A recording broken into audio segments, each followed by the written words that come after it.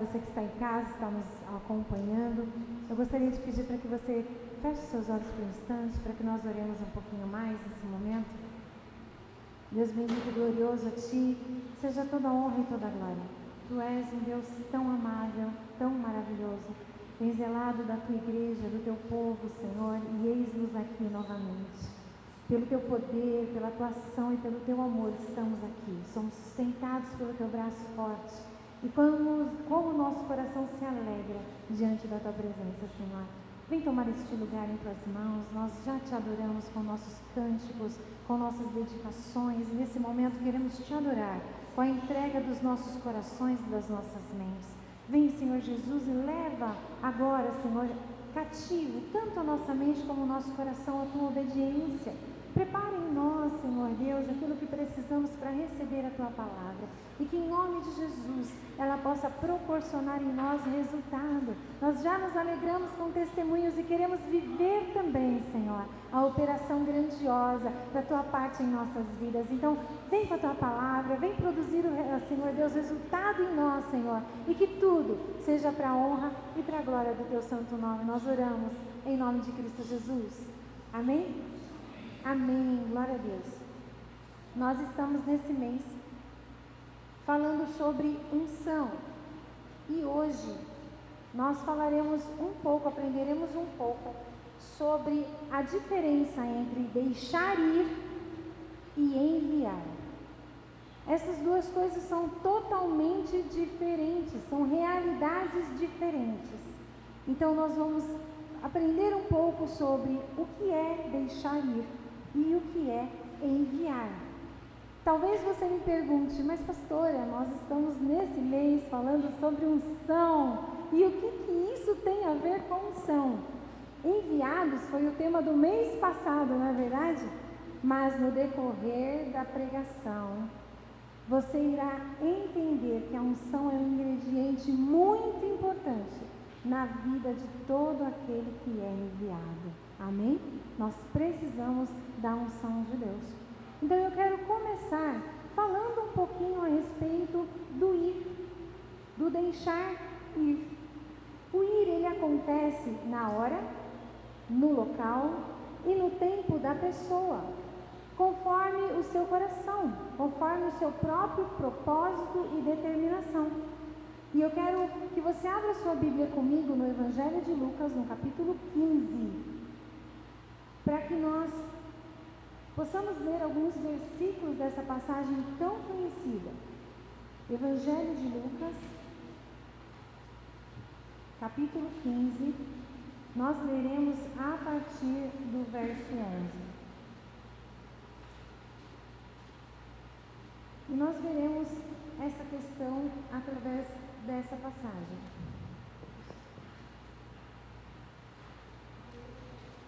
Evangelho de Lucas, capítulo 15, a partir do verso 11, diz assim: Jesus continuou: o homem tinha 2 filhos.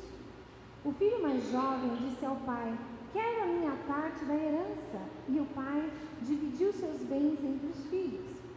Alguns dias depois, o filho mais jovem arrumou as suas coisas e se mudou para uma terra distante, onde desperdiçou tudo o que tinha por viver de forma desregrada.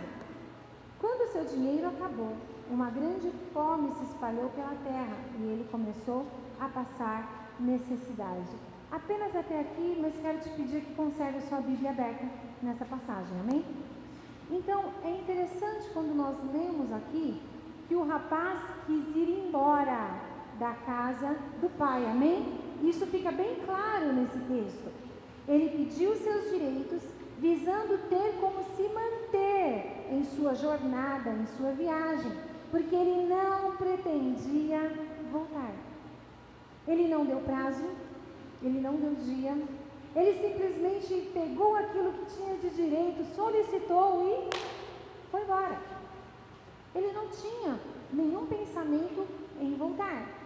Mas um detalhe interessante é que o pai deixou ele ir. E aqui eu quero que você preste atenção.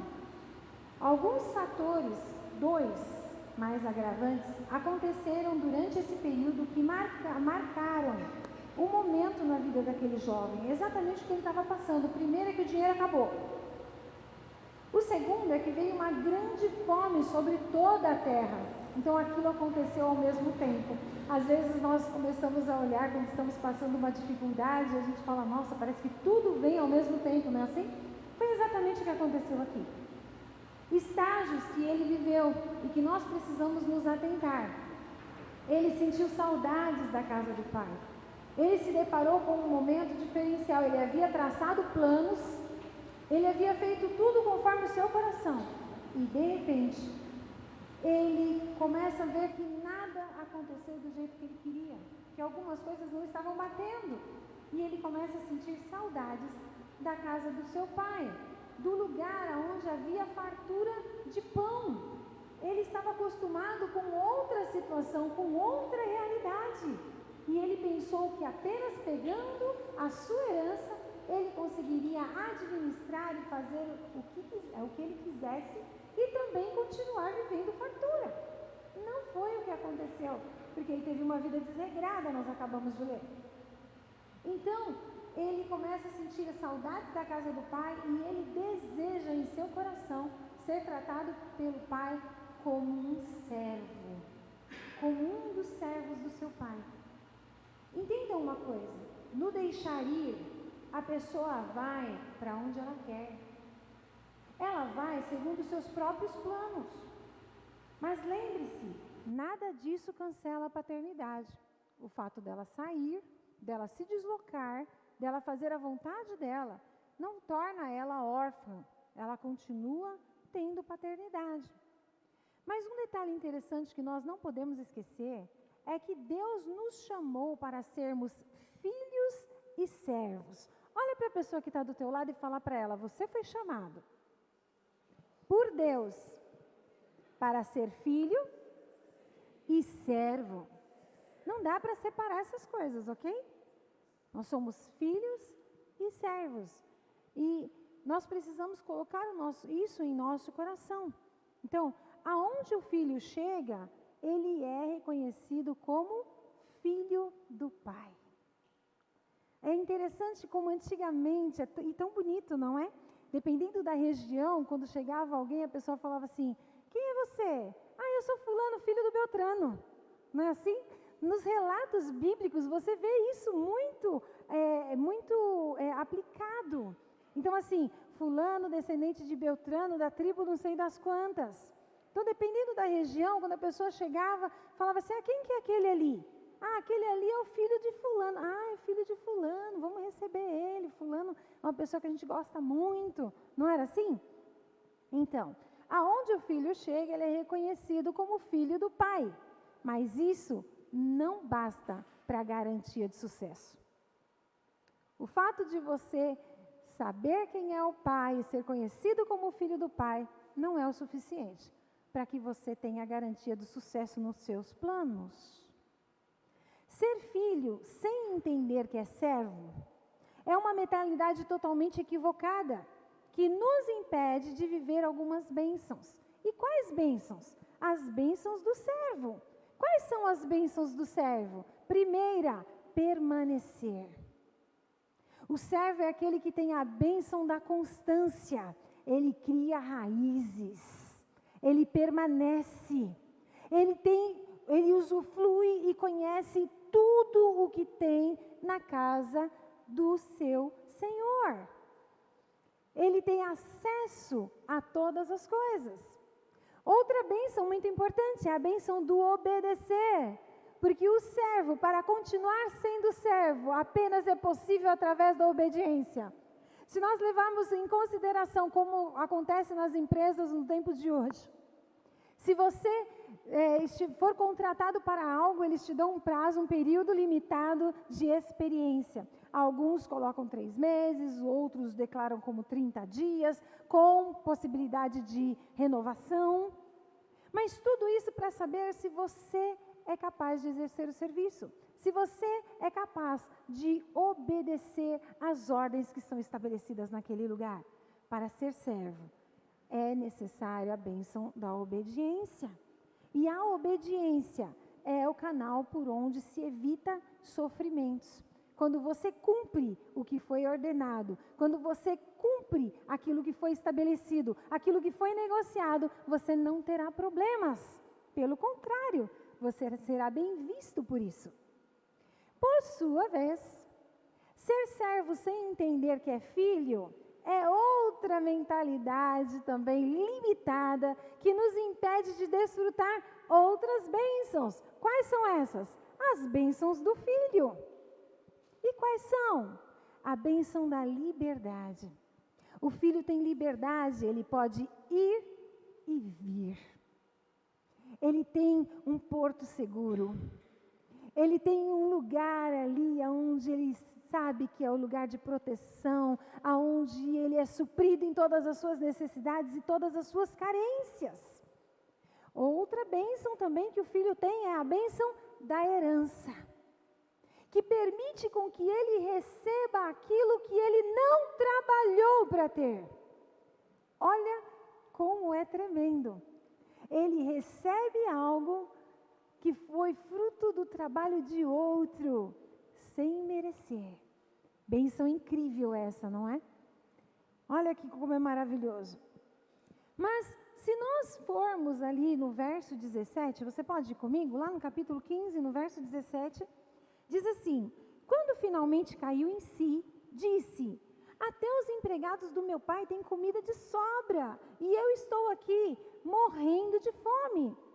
Vou retornar à casa do meu pai e dizer: pai, pequei contra o céu e contra o Senhor, e não sou mais digno de ser chamado seu filho. Por favor, trata-me como um empregado. Então a gente vê aqui uma fase interessante, dentro de tudo aquilo que ele passou. Quando acabaram as suas condições, quando a fome veio sobre a terra, quando ele tinha uma mentalidade totalmente limitada, porque ele só conseguia se enxergar como filho.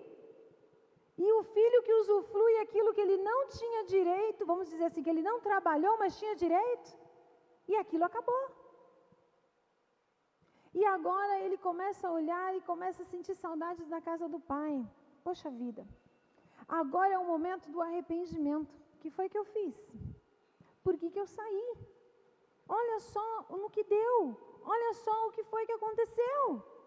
E ele desejou que o pai o tratasse como um dos servos. Ele não ficou imaginando que ele precisaria chegar e dar inúmeras desculpas para a sua atitude, para tudo aquilo que ele tinha feito, ou que ele teria que ficar falando e dando nomes a tudo aquilo que ele tinha experimentado. Mas aquele jovem, ele tinha um conhecimento diferenciado em seu coração. Ele se lembrou da condição de filho que ele tinha, mas ele também se lembrou que ele já havia presenciado o perdão do pai, que ele já havia se deparado com a bondade e a justiça do pai no que dizia respeito aos seus servos, que o seu pai nunca tinha desamparado um servo dele, que o seu pai nunca tinha lançado fora. E ele deseja o quê? Afinal de contas, a minha atitude fez com que a minha condição de filho fosse rompida, então agora eu quero voltar, e eu quero voltar arrependido, eu quero voltar para me tornar agora servo. Ele vai até o pai com esse desejo no coração, para que ele seja recebido como servo, e assim ele desejou viver como eles. Viver tudo aquilo que ele já tinha presenciado na atitude do pai com os seus servidores. E então, agora nós estávamos falando do ir, que é pela vontade própria. Agora nós vamos falar do enviar. A diferença do enviar. O enviar, diferentemente do ir, ele acontece na hora, no local e no tempo do Pai. No tempo de Deus. Isso supera as expectativas humanas. E sabe por que supera? Não porque é melhor e nem porque é maior, mas supera porque não é do jeito que você quer. Não acontece segundo os teus planos. Deus, quando Ele opera para trazer o surpreendente, como nós acabamos de ver aqui no testemunho, para ela acreditou que já tinha perdido. Nunca mais olhou, afinal de contas, o prazo normal era um estabelecido. Mas Deus, o Pai, Ele trabalha surpreendendo quando Ele faz o quê? Fora daquilo que você espera. Não do seu jeito, de uma maneira que é só dEle. E nisso eu quero convidar você a ir comigo lá no livro de Números. No capítulo 22 de Números, nós veremos aqui um personagem que passou por uma situação semelhante àquela que nós acabamos de ler.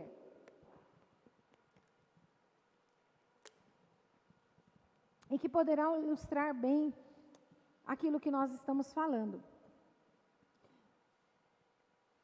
Números, capítulo 22, nós leremos a partir do verso 1. Diz assim: Então os israelitas viajaram para as campinas de Moabe e acamparam a leste do rio Jordão, do lado oposto de Jericó. Balaque, filho de Zippor, viu tudo o que o povo de Israel havia feito aos amorreus. Vá comigo agora no verso 5.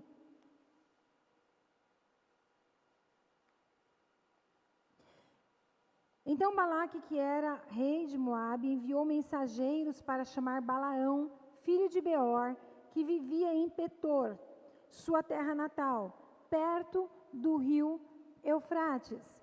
Sua mensagem dizia: Um povo enorme saiu do Egito e cobre a terra, e agora está acampado perto de mim. Venha e amaldiçoe esse povo, pois é poderoso demais para mim. Então, quem sabe poderei derrotá-lo e expulsá-lo da terra. Sei que as bênçãos vêm sobre aqueles que você abençoa, e maldições caem sobre aqueles que você amaldiçoa. Verso 9. Naquela noite, Deus veio a Balaão e lhe perguntou: Quem são seus visitantes? Balaão respondeu a Deus: Balaque, filho de Zippor, rei de Moabe, me enviou a seguinte mensagem: Um povo enorme saiu do Egito e cobre a terra. Venha e amaldiçoe esse povo. Então, quem sabe, poderei enfrentá-lo e expulsá-lo da terra. Mas Deus disse a Balaão: Não vá com eles, nem amaldiçoe este povo, pois é povo abençoado. Amém? Quero pedir novamente que você conserve a sua Bíblia aberta nessa passagem. Então aqui nós vemos algo bem interessante, porque uma situação estava acontecendo, o povo de Deus chegou a uma determinada região, e por ser numeroso, e por ser um povo que estava fazendo a diferença no meio da sua caminhada, gerou medo a Baraque, ao coração de Baraque, o rei daquela região. E ele procura alguém cuja palavra se torna realidade, a palavra é instrumento de Deus para que venha declarar maldição sobre aquele povo, para que aquele povo que está prosperando, aquele povo que está crescendo, aquele povo que está avançando, se torne enfraquecido e possa então se tornar ali um alvo mais frágil de possível acesso. E Balaão fez o quê? Ele foi perguntar para Deus: posso ir? E qual foi a resposta de Deus, irmãos? Não. Um sonoro não. É algo interessante porque Balaão, dentro daquela situação, ele busca a resposta de Deus, ele recebe e ele transfere. Ele manda os mensageiros lá voltarem a Baraque dizendo que não, que ele não faria nada que Deus não tivesse ordenado, que Deus não tivesse mandado. A questão é, Baraque não desistiu. E agora ele levanta os seus melhores líderes, os homens de maior autoridade, e mandam novamente ali um grupo de mensageiros para novamente buscar os serviços de Balaão, motivá-lo. Afinal de contas, eles estavam querendo pagar, não era nada que seria feito assim sem consideração e muito menos sem reconhecimento. Mas ele envia pessoas com maior conhecimento, maior autoridade, para que pudessem ali convencer Balaão. E aí eu faço uma pergunta para vocês: em algum momento a resposta de Deus mudou? Vá comigo lá no verso 18. desse capítulo. 22, verso 18 diz: Balaão, porém, respondeu aos oficiais de Balaque: mesmo que Balaque me desse um palácio cheio de prata e de ouro, eu não poderia fazer coisa alguma, grande ou pequena, contra a vontade do Senhor, o meu Deus. Fiquem aqui mais essa noite, e eu verei se o Senhor tem algo mais a me dizer. Naquela noite, Deus veio a Balaão e lhe disse: uma vez que estes homens vieram chamá-lo, levante-se e vá com eles. Contudo, faça apenas o que eu mandar. Aí eu gostaria de te perguntar novamente: Deus mudou a sua resposta? Ué, Deus não estava falando para ele ir? Existe uma questão muito interessante aqui. E aqui vem um sonoro não novamente. E aqui vem a advertência também. Muito cuidado. Entrar diante de Deus ou entrar na presença de Deus com um ídolo no coração te levará a fazer o que você quer, achando que foi Deus quem te enviou. Sabe aquela história? Fulano, você ora por mim aqui, tira uma palavra porque eu preciso de uma resposta de Deus. E quando essa resposta vem, não é o que você quer, aí você vai procurar outra pessoa, você vai pedir para que outro ore, ou você vai em outro lugar para pedir que outra pessoa te diga até que você consiga que alguém diga vá, faça. Então, foi exatamente isso que Balaão fez. Foi exatamente isso que ele fez. Ele entra novamente diante de Deus para perguntar aquilo que Deus já havia dado resposta. E Deus faz o quê? Deixa ele ir. Lembra que eu falei que enviar é diferente de deixar ir? Enviar tem respaldo, tempo, graça, ordem, tempo, toda a provisão do Pai. Deixar ir, não. Não tem. Então, ele já tinha a resposta, mas como ele não era o que queria, então vamos dar uma insistida, né? Quem sabe Deus muda? Quem sabe Deus responde? Quem sabe Deus, sei lá, ele tem um pouquinho de quebrantamento no seu coração, no que diz respeito à nossa queixa. Deus já havia dado a sua resposta. Na versão da Bíblia falada, gente, eu estou apaixonada pela Bíblia falada, porque assim, eu leio a Bíblia, aí eu coloco a Bíblia falada, e depois eu começo a ler a minha versão junto com a Bíblia falada, que é totalmente diferente, para ver a diferença. E é incrível. Eu ouvi um versículo que mexeu com o meu coração, olha isso. Diz assim: a Deus ninguém engana, assim o ignorante só será sábio no dia em que a mula aprender a falar. Jó, capítulo 11, verso 12. Olha que versículo incrível. E eu quero dizer uma coisa para você, a mula fala, tá? Se não falou com você ainda, vai se preparando porque ela fala. E aí eu falo para vocês, em tudo que... E quando foi que isso aconteceu? Quando foi que a mula falou, gente? Quando está registrado? Balaão. Exatamente com Balaão. E eu queria te dizer uma coisa, tá? A Bíblia, ela não está escrita em ordem cronológica. Só para você entender. Talvez você pense assim, não, mas como já tinha acontecido, Jó, quando ele estava passando por aquela situação e os seus amigos estavam falando com ele, isso já tinha passado, então ele usou o exemplo de Balaão. Não, amados, a Bíblia não está escrita em ordem cronológica. O livro mais velho da Bíblia é o livro de Jó. É o primeiro. Vem antes de Gênesis. Ok?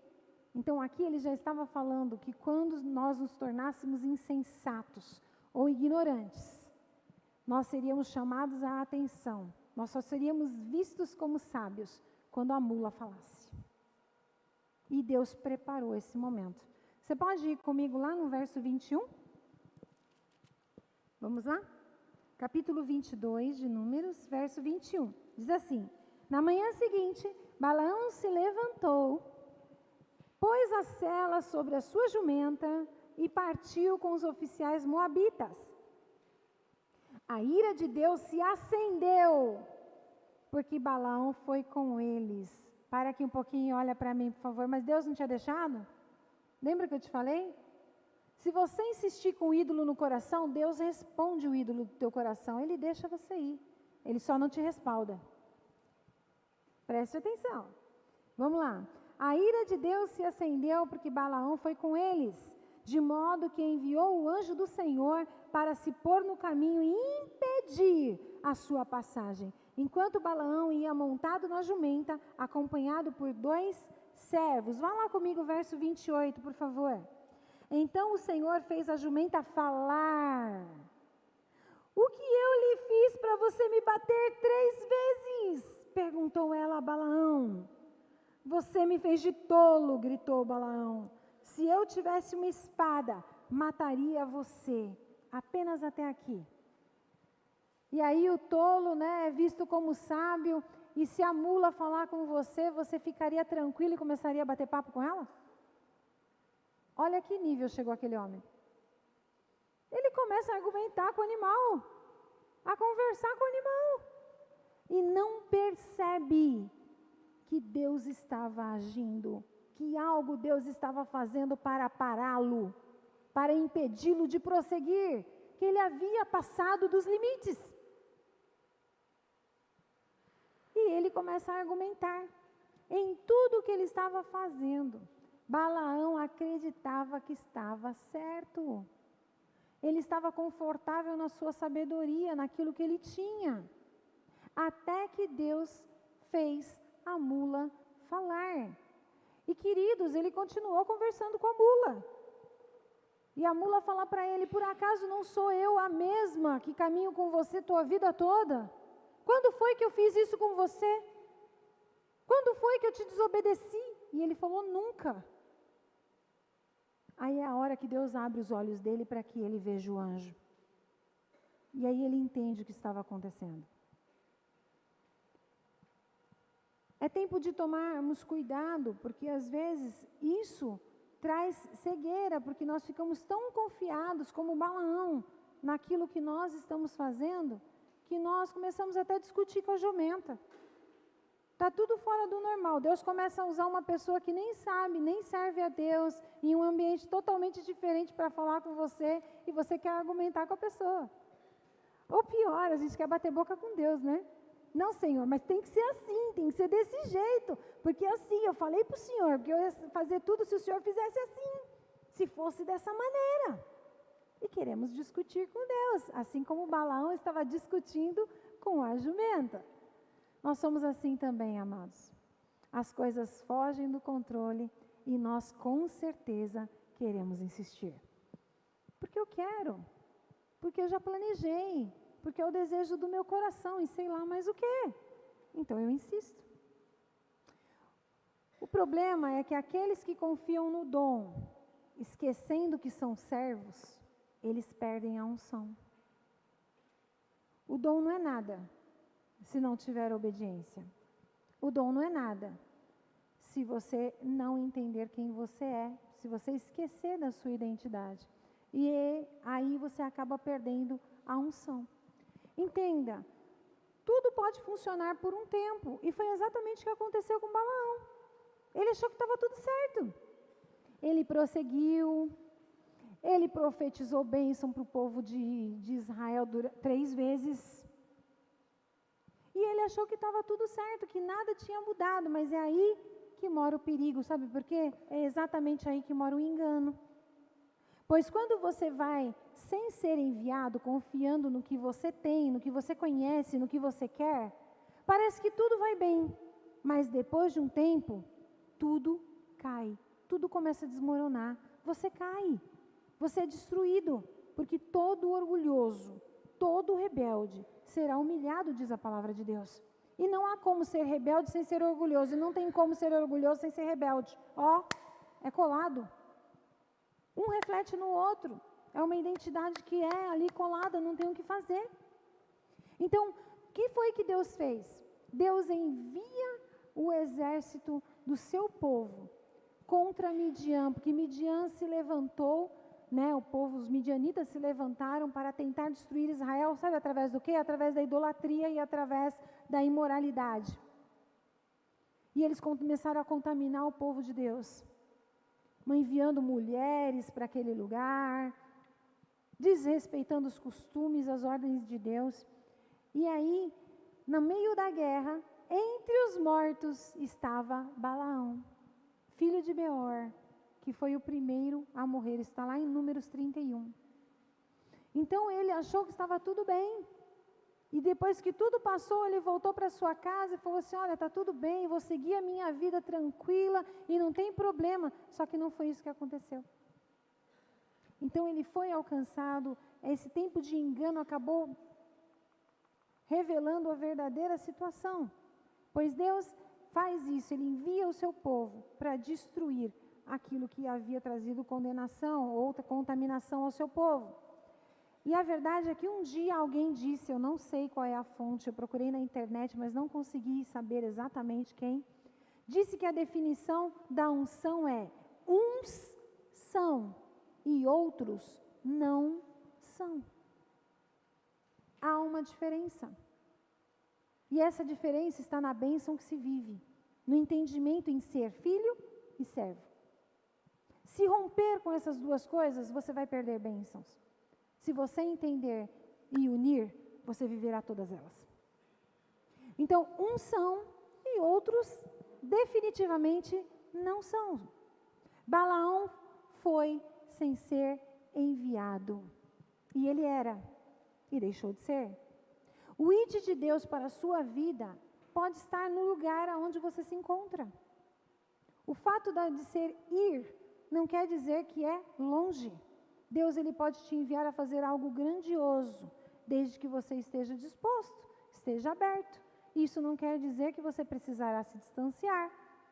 A pergunta é: Balaão se arrependeu? Você conseguiu ler alguma coisa a respeito disso? Qual foi o sentimento dele quando tudo isso aconteceu?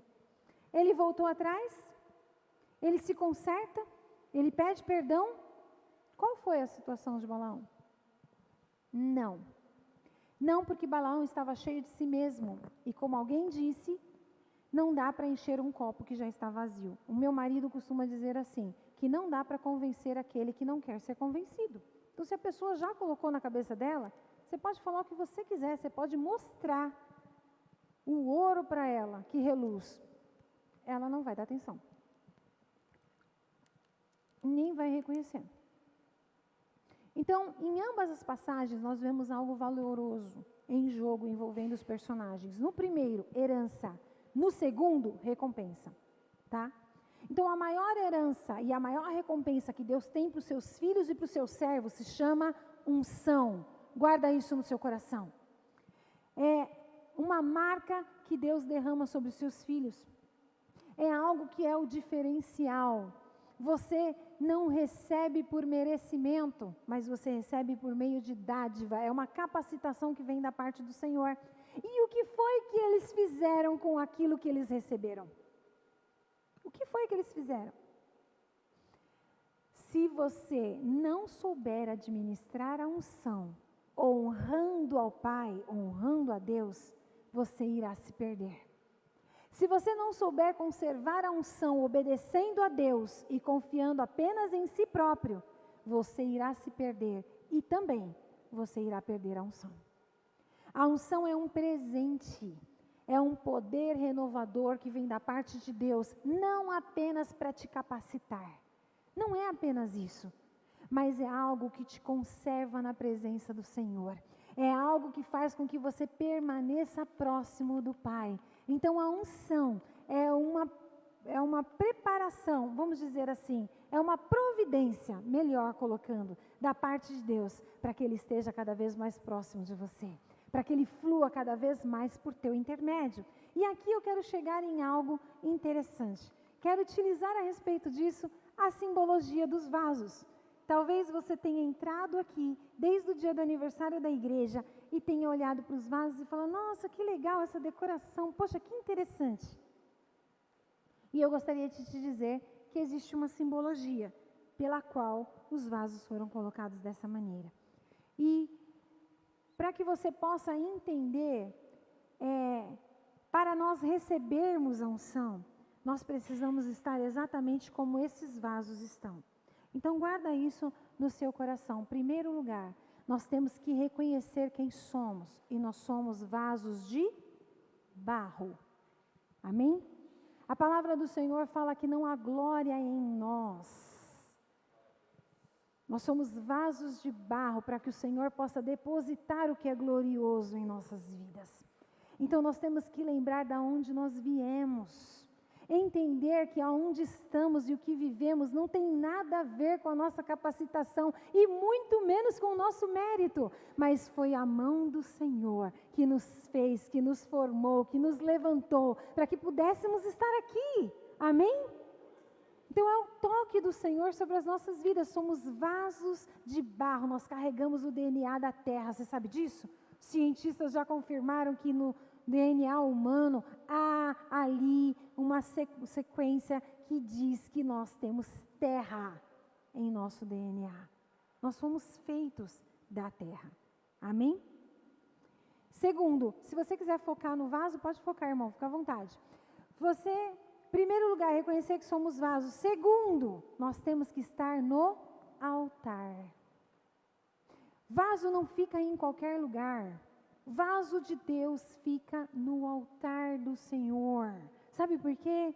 Porque o altar simboliza o lugar de intimidade com o dono da casa, o lugar mais especial, o lugar mais íntimo onde ele se manifesta, onde ele fica. E interessante aqui é que nós podemos pensar no primeiro estágio do filho pródigo. O filho pródigo tinha acesso à casa, não é verdade? Ele morava na casa do pai. Ele estava ali, mas ele não estava no altar. O coração dele não estava no altar. O coração dele não estava na casa do pai. Então, o que nós conseguimos entender dentro disso? Você pode estar dentro da casa de Deus e não ter intimidade com Ele. Não ter nenhuma intimidade com Ele. Estar apenas visitando este lugar. E para a gente chegar no altar, para que a gente consiga chegar neste lugar, estar no altar, nós precisamos nos esvaziar de nós mesmos. Nós precisamos entender que se nós estivermos cheios de nós não conseguiremos fazer nada. E estes vasos estão vazios exatamente por isso.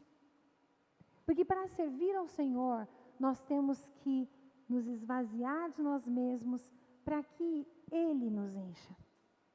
Para que Ele venha preencher as nossas vidas, venha nos marcar. Não é? E isso diz respeito a todas as áreas. Nós temos que lançar fora as nossas decepções, temos que lançar fora os nossos flagelos, temos que lançar fora os nossos sofrimentos e tudo mais. E nossas vontades também. E nós vimos quão interessante foi quando João olha para Cristo e fala: eu não sou digno nem de amarrar as suas sandálias. E quando começam a falar: olha, ele está batizando, ele está fazendo discípulos, ele está reunindo o povo. Convém que ele cresça e que eu diminua. João estava se esvaziando. Ele era um líder reconhecido, ele já tinha os seus discípulos, ele estava propagando e anunciando as novidades do reino de Deus, a chegada do Messias. Mas diante dele, ele entendeu que ele não era nada e que ele precisava se esvaziar. Olha, nós podemos também usar o exemplo de Paulo, um cara, formado, cheio de conhecimento, mas quando ele se depara com Cristo, ele fala: poxa vida, tudo aquilo com aquilo que eu me enchi, tudo aquilo que preencheu a minha vida até agora, diante de Cristo não é nada. Ele fala que até ele considera como esterco, diante da revelação de Cristo Jesus, da pessoa de Cristo Jesus. Aqui, o filho pródigo chega no segundo estágio. Por quê? Porque agora ele está vazio de si mesmo, ele se esvaziou. Ele não volta com rompante de filho: eu tenho direito, eu quero, vou ser recebido, o meu quarto, o meu lugar, aquilo que eu deixei, aquilo que eu fazia. Nada disso. Nada disso. Ele volta humilde. Ele volta quebrantado, vazio de si mesmo, para que ele possa agora experimentar uma nova fase na sua vida. Assim ele volta e reconhece o erro, ele se humilha, ele confessa o que ele fez, para que ele possa ser limpo, para que ele possa ser esvaziado, Porque quando nós erramos, nós fazemos, as coisas não dão certo, irmãos, é equivocado a gente dizer assim que nós estamos vazios. Por quê? Não, nós não estamos, nós estamos cheios de decepção, estamos cheios de tristeza, estamos cheios de mágoa, cheios de rancor. E sabe-se lá o que mais que está lá dentro. Mas o Senhor diz que o copo se limpa é por dentro, não é por fora. Ele quer trabalhar em nós de dentro para fora. Se Ele é o dono da casa, deixa Ele trabalhar de dentro para fora. E quando você chega no altar, o Senhor Ele começa a trabalhar em tua vida. O altar, entenda, não é esse lugar que foi erigido aqui, mas o altar simboliza o lugar de intimidade, a proximidade com o Pai, a intimidade com Ele. Amém? E é na intimidade que você reconhece seu erro, é na intimidade que você tem coragem de se humilhar, que você tem coragem de confessar o que você fez, porque você sabe que o Pai tem o poder de te restaurar. O Pai tem o poder de te transformar. Amém? Terceiro ponto, nós precisamos estar, então vamos lá, é necessário estar disposto a obedecer. Lembra lá da bênção do servo? Então assim, obedecer faz toda a diferença. E a palavra de Deus diz: agora eu envio a vocês a promessa do meu Pai, mas fiquem na cidade até que sejam revestidos de poder do céu. Jesus fala isso lá no Evangelho de Lucas, no capítulo 24. Então ele tem um encontro com seus discípulos, fala que esse tempo novo ele já havia ressuscitado, e aí ele fala: olha, agora é chegado o tempo, eu envio. Lembra que eu falei para vocês? Não, eles não foram porque eles queriam, era um novo tempo, agora Jesus estava falando que estava enviando eles. Mas ele fala: mas fiquem na cidade até que sejam revestidos de poder. Para que se cumprisse o Pentecostes na vida dele, para que eles fossem cheios de poder, eles tinham que estar aonde?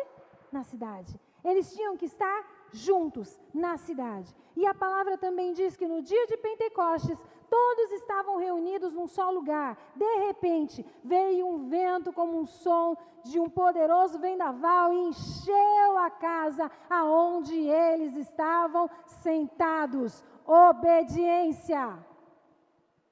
Jesus disse: fiquem. Eles não ficaram sassaricando daqui para lá. Ah, ele falou para ficar, mas é que eu acho que lá eu vou ser mais útil se eu estiver lá. Vai ser mais interessante, eu vou ser mais abençoado, ou vai dar tudo certo se eu estiver lá. Não, eles ficaram, eles obedeceram, eles ouviram a voz do Senhor. E aí diz que então surgiu algo semelhante a chamas, ou línguas de fogo, que pousaram sobre cada um deles, e todos foram cheios. Todos foram cheios, todos foram cheios do Espírito Santo. Lembra da bênção da obediência? A obediência atrai a bênção de Deus, atrai a unção de Deus. Então, quando nós entendemos isso, um diferencial vem sobre as nossas vidas, e nós precisamos entender que somente no altar, somente na intimidade com Deus, é que nós aprendemos algumas coisas. E também algo muito importante: os vasos são iguais? Não são. Ok? Então a gente aprende também que não importa o tamanho, não importa a aparência, porque todos são diferentes, todos somos diferentes, mas o que move o coração de Deus é quando nós estamos reunidos em um único propósito, com um único coração, quando aquilo que nos move, aquilo que nos une, é muito maior do que aquilo que tenta nos separar. Amém? Quando nós entramos na presença do Senhor, diz a palavra: 2 ou 3 reunidos em meu nome, Ele se manifesta presente. Mas reunidos não é por qualquer coisa, mas é por causa dEle, é no nome dEle. Então Ele vem, e Ele se manifesta, Ele enche as nossas vidas, Ele nos impacta com o seu poder e com a sua unção. Então, o nosso ideal, ele deve ser, e entendamos isso, muito maior do que todos os bombardeios, todos os ataques, todas as coisas que tentam nos separar, porque aquele que habita em nós é muito maior, é o maior de todos os espíritos, diz a palavra. Amém? Aleluia! E aqui nós precisamos entender que essa unidade atrai a presença do Senhor. E quando Ele vem, Ele enche, Ele enche, Ele enche. E aí o que acontece? Aí o vaso pode fluir. João fala algo tão interessante. No Evangelho ele diz assim, que uma pessoa só pode receber aquilo que lhe é dado, lhe é conferido do alto. Você só pode receber aquilo que vem do alto, amém? Aquele que serve a Deus tem que trazer essa convicção ao seu coração. E quando você está ali, voltado para cima, com a sua vida voltada para Deus, na expectativa da sua ação, do seu mover, daquilo que Ele vai derramar sobre a sua vida, Ele vai te encher de um modo tão poderoso, tão sobrenatural, ao ponto de você poder fluir. E você não vai fluir de si mesmo, você não vai fluir da tua vontade, mas você vai fluir com intensidade a unção que vem da parte de Deus para a sua vida. Entende? Isso é ser um canal. E esse é o desejo e o propósito de Deus para a minha e para a sua vida. Ele não nos reuniu para fazer de nós vasos inúteis que ficarão simplesmente desemborcados, esperando qualquer coisa de qualquer lugar. Ele nos chama para que estejamos no altar. Sim, com as nossas vidas voltadas para Ele. Lembra quando o salmista diz: eleva os meus olhos para os montes. De onde virá o meu socorro? É do monte? Não, é acima dele. O meu socorro vem do Senhor, o meu Deus Todo-Poderoso, que está acima de todas as coisas. Nos montes ficavam os postes ídolos, ficavam os altares que os homens levantam, mas o nosso Deus é acima de todo nome, acima de toda autoridade. Ele tem poder e Ele marca a história. Assim foi com todos os homens que Ele encheu com o seu poder e com a assunção. E é isso que Ele quer fazer sobre as nossas vidas. Por isso eu quero convidar você a se colocar em pé no seu lugar. Quero convidar você a parar um pouco, fechar os seus olhos, colocar as suas mãos sobre o seu coração. Agora não é momento de nós nos distrairmos, mas é momento de nós buscarmos no Senhor aquilo que Ele tem para nós, que venha a sua restauração, que venha a sua cura. Se o Senhor tem um tempo novo, significa, não é que todas as coisas precisam mudar, significa que nós precisamos entender que existe um desejo que precisa nascer e tornar real em nossas vidas, que é ser vaso novo. Não é qualquer vaso. Não é se adaptar às coisas de Deus do jeito que você se adaptou às coisas lá fora. Mas o Senhor quer derramar sobre você um fluir poderoso e Ele trazer novidades sobre a sua vida. Por isso, quero convidar você, feche os seus olhos aí no seu lugar. Se você puder, coloque a mão sobre o seu coração e comece a refletir a respeito do filho pródigo e comece a refletir acerca de Balaão. Pare para refletir no ir e no ser enviado. Quantas vezes nós apenas estamos fazendo aquilo que nós queremos? Nós dizemos que recorremos a Deus, dizemos que confiamos em Deus, dizemos que buscamos a direção de Deus, mas quando Deus nos dá um não silencioso, nós começamos a bater em tudo quanto é porta, em buscar em tudo quanto é lugar, porque queremos fazer com que o Senhor mude a sua resposta. Mas se nós, hoje, pedimos ao Senhor que queremos ser restaurados, que queremos viver e entender que somos filho e servo, filhos e servos, para que assim o Senhor possa derramar sobre nós todas as bênçãos que dizem respeito a essas duas posições. Assim Ele poderá fluir com intensidade e com poder sobre nós. Graças a Deus, há esperança para nós em Cristo Jesus. Ele é a providência para que sejamos restaurados. Ele é a oferta que traz paz ao nosso coração. Ele muda todas as coisas. Tanto a herança quanto a recompensa não dependem de nós para serem entregas e nem para serem ativadas, mas dependem totalmente do Pai que a libera. Não depende do que você pensa, Não depende do que eu penso, mas a nossa atitude pode mudar o pensamento de Deus a nosso respeito e trazer um novo tempo sobre as nossas vidas, uma nova unção. Cristo, Ele mandou João escrever algo, um pequeno trecho de uma carta a Laodiceia, que diz assim: você diz, sou rico e próspero, não preciso de coisa alguma, só que você não percebe que você é infeliz, miserável, pobre, cego e nu. Apocalipse 3. E é nessa mesma carta que ele chama ao arrependimento. Ele chama para a restauração, para um novo tempo. Então, enquanto adoramos ao Senhor, que você aí no seu lugar comece a falar com o Espírito Santo de Deus, para ministrar a sua vida. Quais são os bloqueios, quais foram as limitações, quais foram as decisões que foram passando por cima da vontade de Deus, quais foram os seus planos que você assentou como se fossem os dele. Esse é o tempo de restauração que Deus tem para as nossas vidas, em nome de Jesus.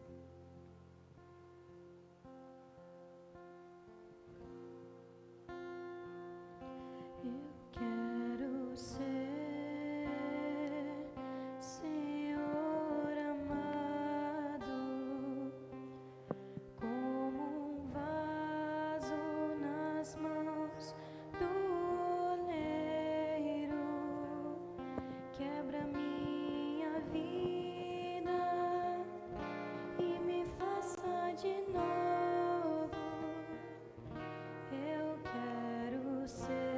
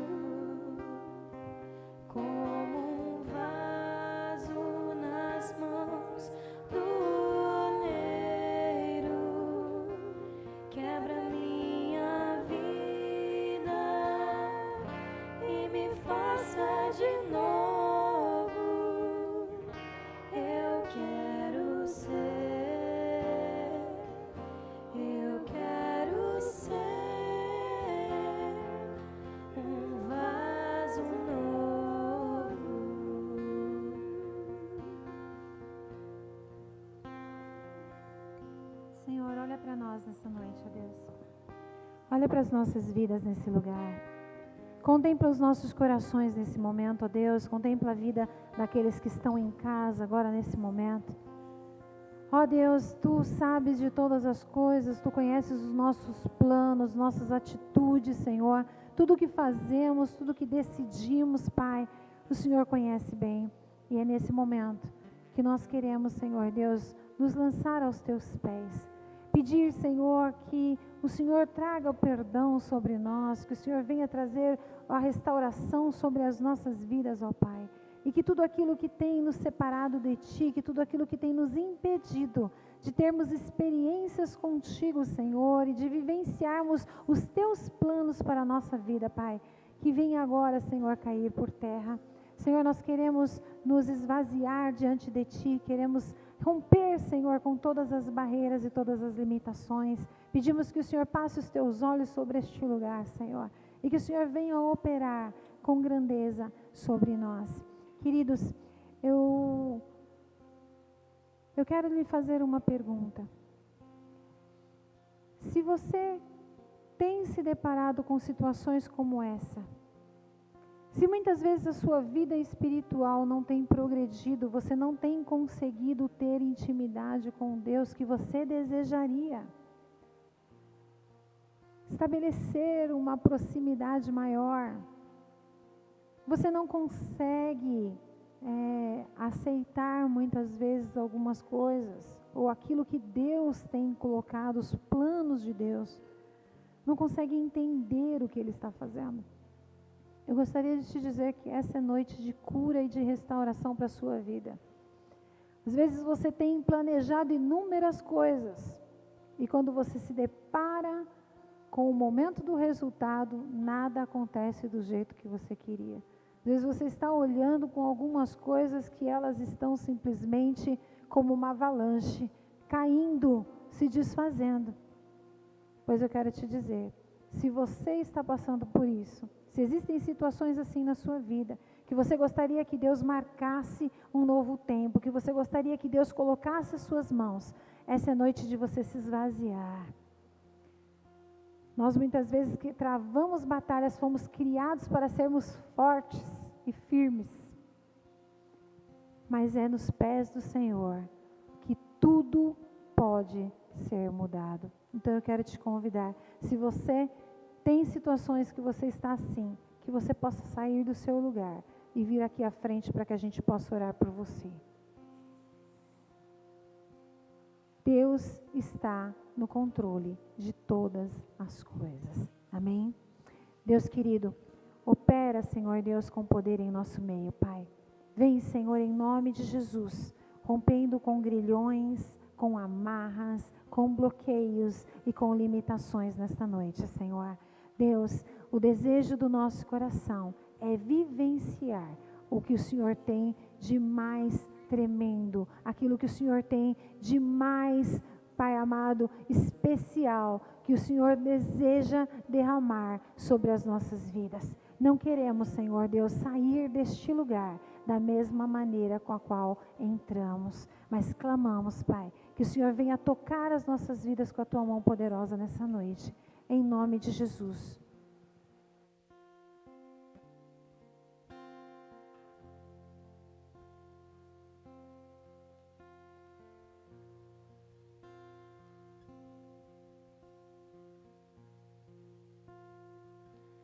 Eu quero ser, Senhor amado, como um vaso nas mãos do oleiro. Quebra minha vida e me faça de novo. Eu quero ser